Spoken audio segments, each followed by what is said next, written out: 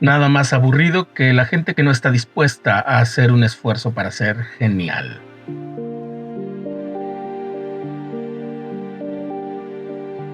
Bienvenidas, bienvenidos a Formación Literaria. Este es el segundo capítulo de nuestro podcast. Si tu sueño es convertirte en una escritora o un escritor, has llegado al lugar indicado.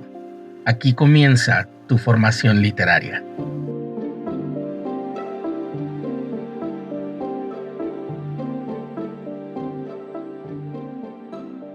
Hola, ¿qué tal? Recibe la bienvenida a el podcast de formación literaria, del taller de formación literaria. Yo soy Rafael y este es el segundo episodio. En el episodio anterior hablamos sobre la literatura como arte. Hoy el foco va a estar en ti como escritora, en ti como escritor, en nuestra esencia de escritor o escritora. ¿Qué implica serlo? ¿Qué implica escribir? ¿Qué implica dedicarse a esto en pleno siglo XXI?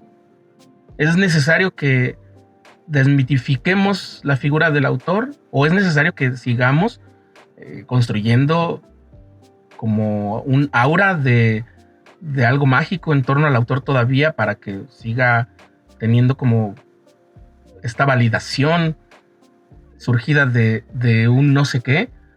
¿O qué significa?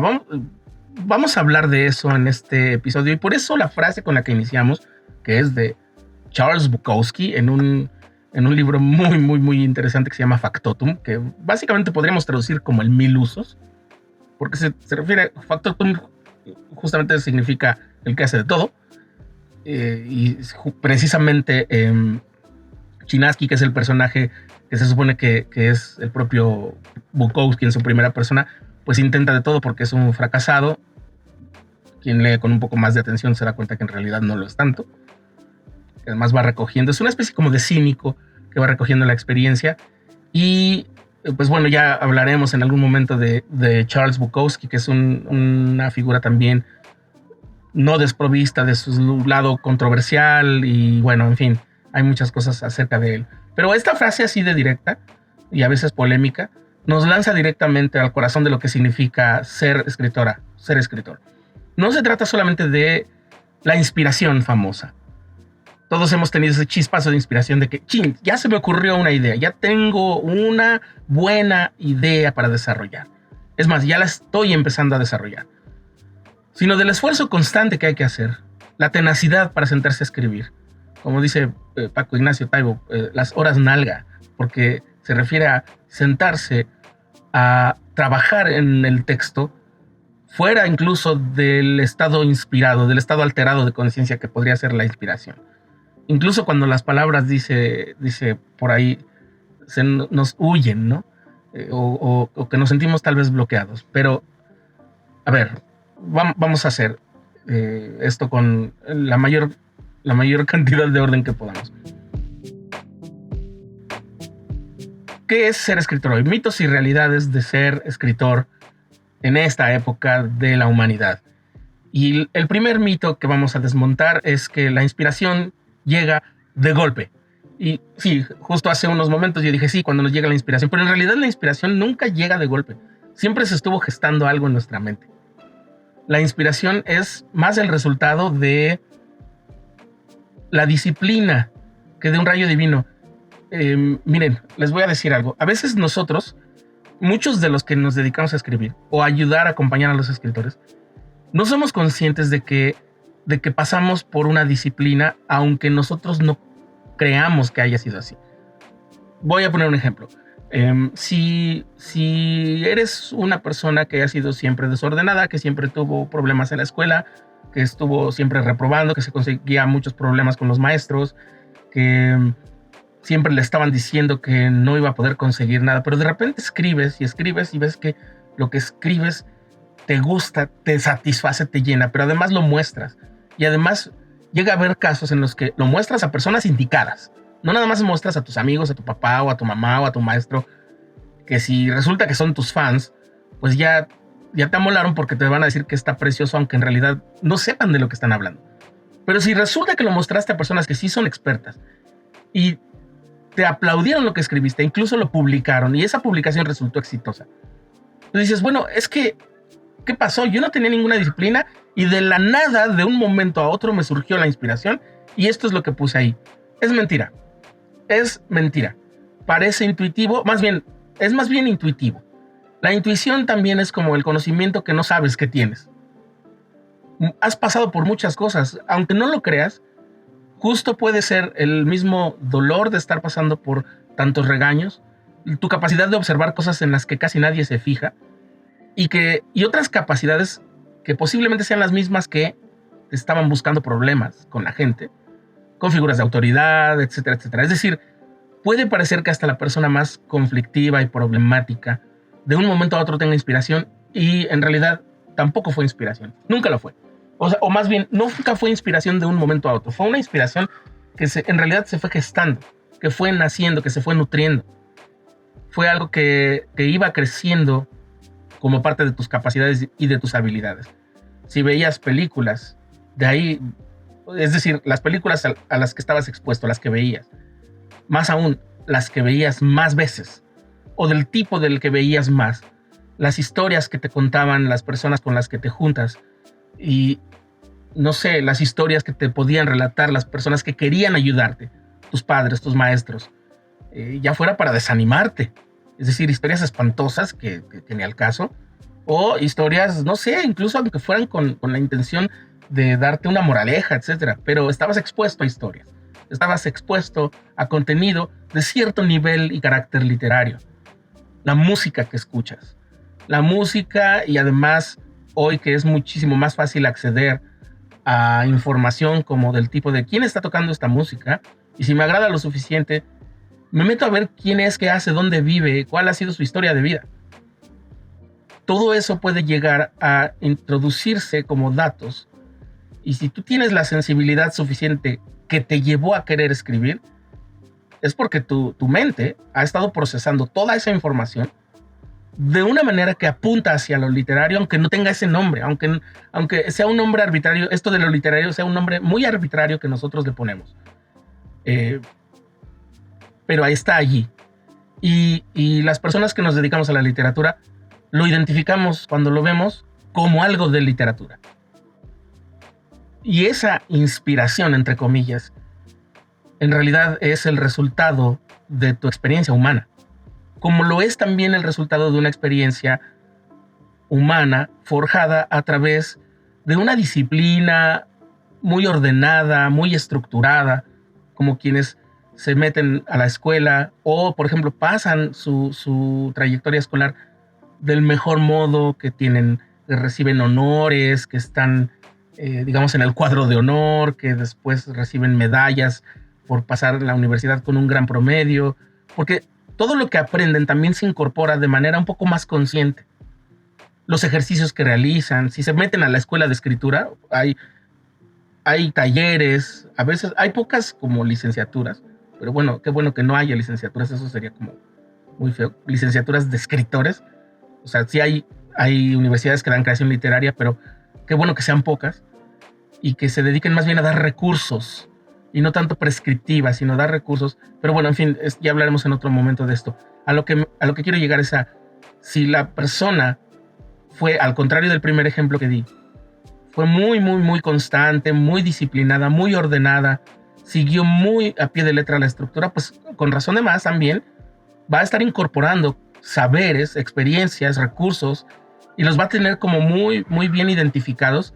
Y entonces para esa persona va a quedar también, tal vez un poquito más claro que el momento de la creación está originado más por todo ese trabajo intelectual que por un chispazo caprichoso del universo al cual algunas personas les puedan llamar inspiración.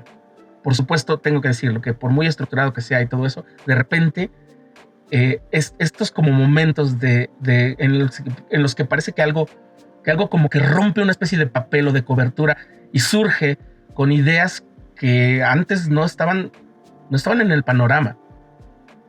Eso es grandioso porque también es lo intuitivo, también tiene ese lado al que llamamos nosotros inspiración, pero no llega de golpe. No es ni en uno ni en otro caso llegan de golpe, ni son caprichosos, ni vienen por el capricho de las musas, ni vienen por el capricho del universo, ni nada. Ese es el primer mito que debemos desmontar. La inspiración nunca llega de golpe y nunca llega de gratis. Siempre fuimos seres humanos que estuvimos acumulando saberes, experiencias e impresiones, porque así, ya sea de manera muy estructurada, muy metacognitiva o de manera muy intuitiva. Pero la inspiración es justamente cuando nuestra mente revuelve el costal de nuestra experiencia humana y nos empieza a mostrar cosas que estaban allí y les arroja una luz distinta. Y entonces nosotros tenemos lo que llamamos inspiración. El segundo mito acerca de escribir, de ser escritora, de ser escritor, es que las personas que escriben son genios solitarios, son genios torturados. Sí, bueno, sí los hay. O sea, sí hay momentos de soledad, por supuesto, porque la escritura es una actividad que se lleva en la soledad, porque ahí trabajas en paz. Pues, o sea, es necesario tener un lugar en el que estás con cierto aislamiento, con cierta privacidad, pero eso no significa que toda la vida de un escritor, todo en la vida de un escritor tenga que ser así. O sea, no tienes que ser un ermitaño. Si eres un ermitaño, no es porque seas escritor, es porque es tu carácter como persona. Pero toda esa soledad, toda esa, digamos, aislamiento y toda esa privacidad tiene un contrapeso muy importante, que es la revisión. La escritura literaria es un trabajo en equipo en realidad. Tú eres el principal porque eres el escritor al que se le ocurren las ideas, pero tienes que vértelas con escritores, con otros escritores, con editores, con lectores profesionales y también con personas que, digamos, están ahí, digamos, nada más como para hacer un soporte moral o un soporte también muy práctico.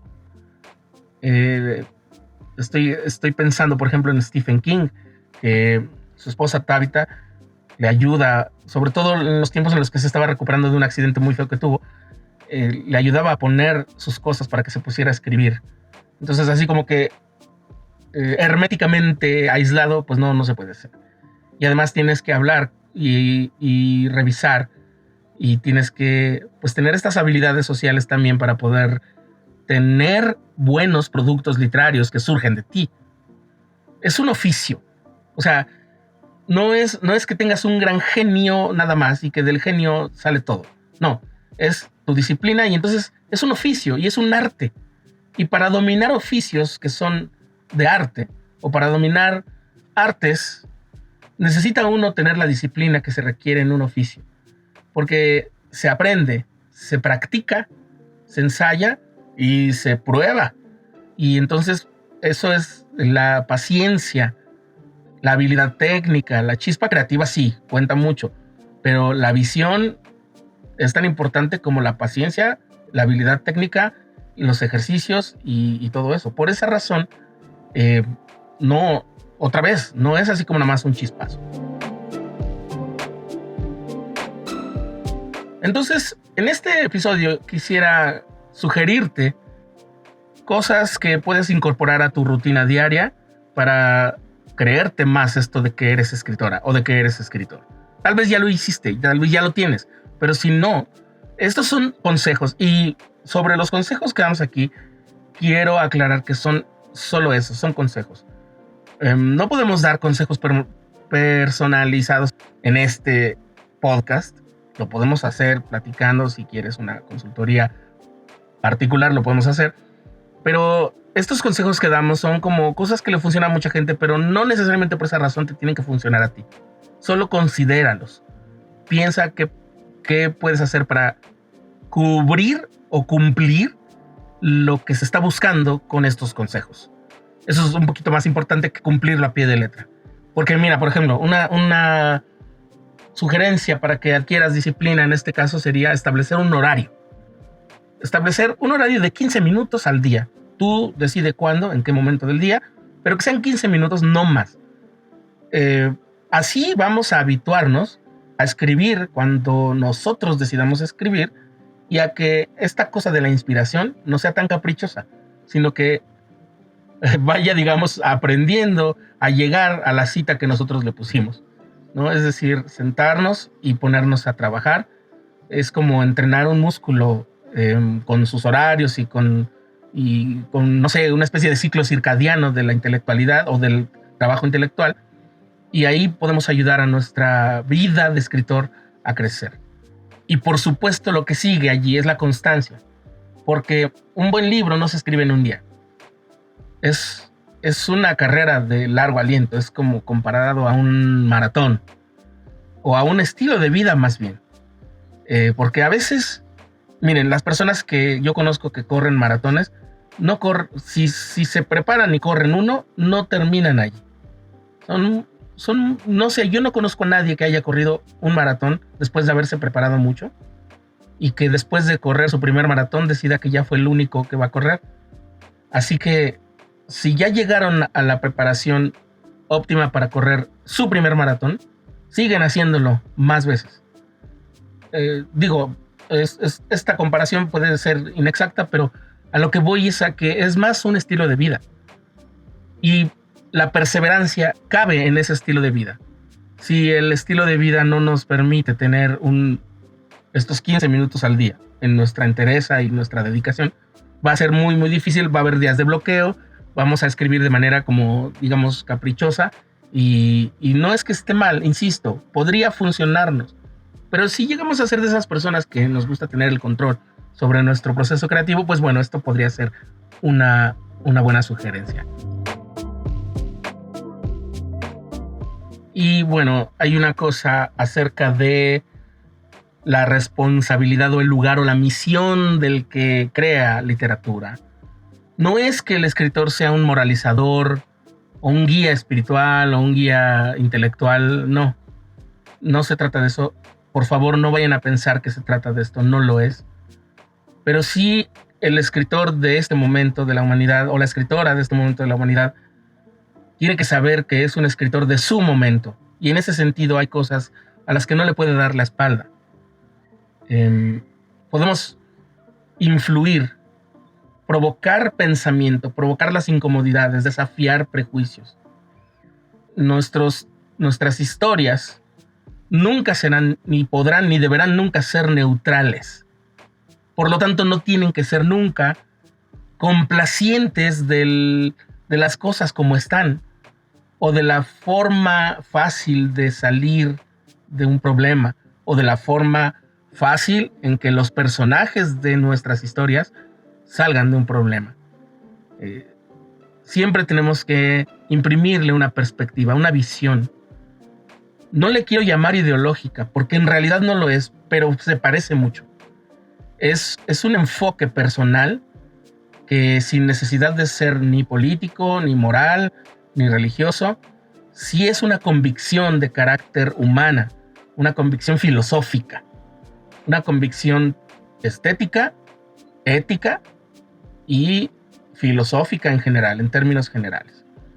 Entonces, es importante preguntarse, cuando yo cuente esta historia, ¿qué es lo que voy a comunicar además de contar la historia? ¿Qué resonancia quiero que tenga mi obra? Por ejemplo, en el capítulo anterior hablamos de la obra de J.R.R. Tolkien. Apenas la mencioné como una sugerencia. Creo que hay un elemento importantísimo que muchas personas no saben, que es la razón por la cual él describe muchos asuntos bélicos en su obra de fantasía, del modo en que lo hace y que quería comunicar. Y es el hecho de que él vivió la Primera Guerra en carne propia, la Primera Guerra Mundial. Él fue un elemento que estuvo ayudando a las fuerzas médicas en la Primera Guerra Mundial. Y por si alguien no lo sabe, debemos recordar que la Primera Guerra Mundial fue la guerra más devastadora y aterradora que haya vivido la humanidad hasta ese momento, por el modo como se generaban daños a las personas, y obviamente daños materiales, pero el modo en que se lastimaban los cuerpos de las personas era de una forma que nunca antes se había vivido en la humanidad.